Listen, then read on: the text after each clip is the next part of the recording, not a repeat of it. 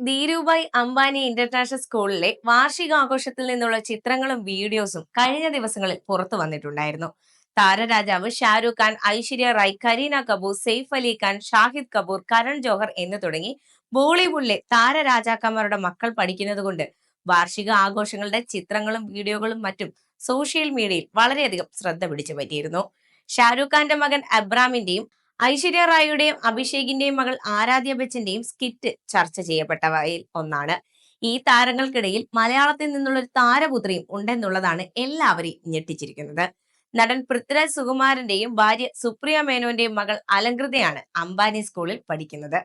സ്കൂളിലെ വാർഷികത്തിന് എത്തിയ താരങ്ങൾക്കിടയിൽ പൃഥ്വിരാജും സുപ്രിയയും ഒരുമിച്ചിരിക്കുന്നതിന്റെ ദൃശ്യങ്ങൾ ഇതിനോടകം പുറത്തു വന്നിട്ടുണ്ട്. അടുത്തിടെയാണ് പൃഥ്വിരാജ് മുംബൈയിൽ ഒരു ഫ്ളാറ്റ് വാങ്ങിയത്.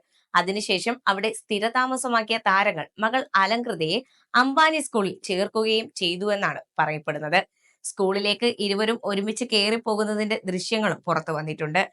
ബോളിവുഡിലെ മറ്റ് താരങ്ങൾക്കൊപ്പം മക്കളുടെ പരിപാടികൾ കണ്ട് സന്തോഷത്തോടെ ഇരിക്കുകയാണ് ഇരുവരും.